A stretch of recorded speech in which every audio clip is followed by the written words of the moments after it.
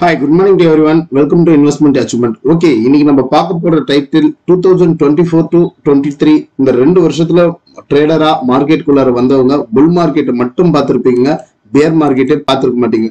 இன்னைக்கு ஒரு கரெக்ஷன், அதாவது இந்த ஒரு வாரமா வரக்கூடிய கரெக்ஷன்ல புதுசா மார்க்கெட்டுக்குள்ளார வந்த ட்ரேடர்ஸ், அதாவது ஒண்ணுமே தெரியாது சார், எனக்கு மார்க்கெட்னா என்ன தெரியாது, இன்னைக்கு பெரிய லாஸ் பார்த்துட்டோம் சார், எங்களால ரெக்கவர் ஆக முடியல. நாங்க சும்மா 5000 போட்டோம், 10,000 வந்துச்சு, 10 போட்டோம், 20 வந்துச்சு. ஆனா பெரிய அமௌண்ட் போடும்போது ஷட்டரை விட்டுட்டாங்க. இப்ப நாங்க என்ன பண்றதுன்ட்டு விட தெரியாம முழித்து கொண்டுள்ள நண்பர்களுக்காக தான் இந்த ஒரு வீடியோ. ஓகே, ஃபர்ஸ்ட் நம்ம என்ன பண்ண வேண்டும், ஒரு போர்ட்ஃபோலியோனா எப்படி இருக்கணும், நம்ம பிகினர்ஸ் பண்ணக்கூடிய தவறுகள். 50 எடுத்த உடனே ஸ்மால் கேப்ல தான் போய் அவங்களுடைய இன்வெஸ்ட்மெண்ட் அதிக அளவு போடுவாங்க. ஏன்னா அந்த ஸ்மால் கேப் ஸ்டாக்ஸ் ஒரு அட்ராக்ஷனா மூவ் கொடுக்கும்.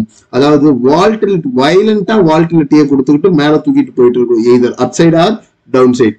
எந்த பக்கம் போனாலும் small cap and mid cap உடைய ரேலின்றது ஃபாஸ்ட் அண்ட் ஃபியூரியஸா இருக்கும். தேடி உள்ள வந்து விட்டல் பூச்சிகளா மாட்டிக்கிட்டாங்க. ஓகே, முதல்ல உங்க போர்ட்ஃபோலியோ ஓபன் பண்ணுங்க. ஓபன் பண்ணிட்டு எவ்வளவு ஸ்டாக்ஸ் ஸ்மால் கேப்ல இருக்கு, எவ்வளவு ஸ்டாக்ஸ் மிட் கேப்ல இருக்கு, எவ்வளவு ஸ்டாக்ஸ் லார்ஜ் கேப்ல இருக்குன்னுட்டு டீட்டெயில்டா ஓபன் பண்ணி பாருங்க.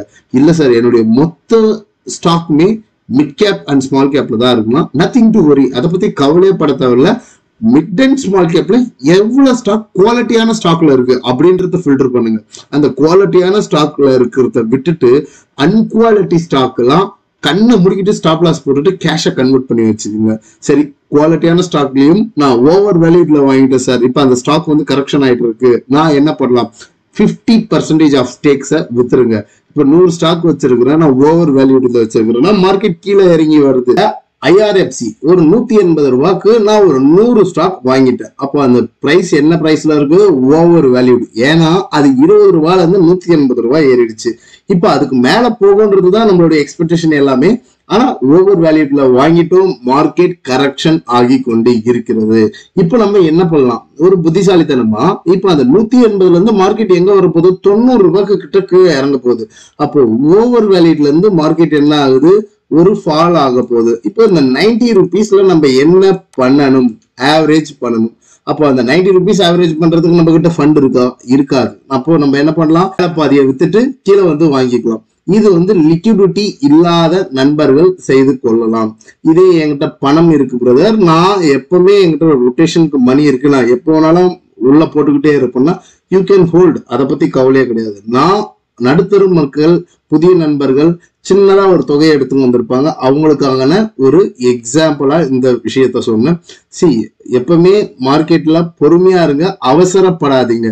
இப்ப வரப்போற மார்க்கெட் யாருக்கு உண்டான மார்க்கெட்னா இன்வெஸ்டருக்கு உண்டான மார்க்கெட். பிகாஸ் மார்க்கெட் வந்து ஓவர் வேல்யூடு ஆயிட்டு, இந்த ஓவர் வேல்யூட்ல இருந்து என்ன நடக்கும், நல்ல நல்ல பங்குகள், அதாவது கீழே இருந்து மேலே ஏறின பங்குகள் அனைத்துமே இப்போ வந்து கீழே இறங்கி வரும்.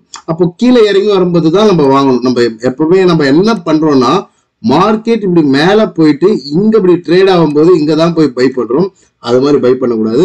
இப்ப மார்க்கெட் ஏறினதுக்கு உண்டான கரெக்ஷன் மோட், அந்த கரெக்ஷன் மோட்ல கீழே வந்து நல்ல ஒரு சப்போர்ட் எடுப்பாங்க. இது வந்து ஃபேர் பிரைஸ். அந்த ஃபேர் பிரைஸ்ல டிஸ்கவுண்டட் பிரைஸ் கிடைக்கும் போது நம்ம பை பண்ணிக்கலாம். பொறுமையா இருங்க, அவசரப்படாதீங்க. லார்ஜ் கேப் செக்டாரை ஃபோக்கஸ் பண்ணுங்க. உங்களுடைய போர்ட்ஃபோலியோவை நீங்களே டிசைன் பண்ணுங்க. நாங்க யாரையும் பை பண்ணுங்கன்னு சொல்லல, யாரையும் செல் பண்ணுங்கன்னு சொல்லல. Learn and then earn. Proper டெக்னிக்கல்ஸா லேர்ன் பண்ணணும் அப்படின்ட்டு விருப்பப்படக்கூடிய நண்பர்கள் அப்கமிங் செஷன்ல கிளாஸஸ்ல ஜாயின் பண்ணலாம். 30th மார்ச் கிளாஸஸ் ஸ்டார்ட் ஆகுது. எவ்ரி சாட்டர்டே அண்ட் சண்டே மட்டும் தான் கிளாஸஸ். வியா கூகுள் மீட்ல தான். இதுக்கு உண்டான ஃபீஸஸ் என்ன ஏதுன்னு பாத்தீங்கன்னா 3K. இதுக்கு உண்டான டீடைல்ஸ் உங்களுடைய வாட்ஸ்அப் நம்பர்ல இருந்து எனக்கு டெக்ஸ்ட் பண்ணுங்க, டீடைல்ஸை சென்ட் பண்றேன். டீடைல்ஸை பார்த்துட்டு கிளாஸ்ல ஜாயின் பண்ணக்கூடிய நண்பர்கள் கிளாஸ்க்கு வாங்க. நன்றி, வணக்கம். மற்றும் ஒரு பதிவில் சந்திக்கலாம். இப்படிக்கு உங்கள் நண்பன் பாலாஜி ரஞ்சிதா.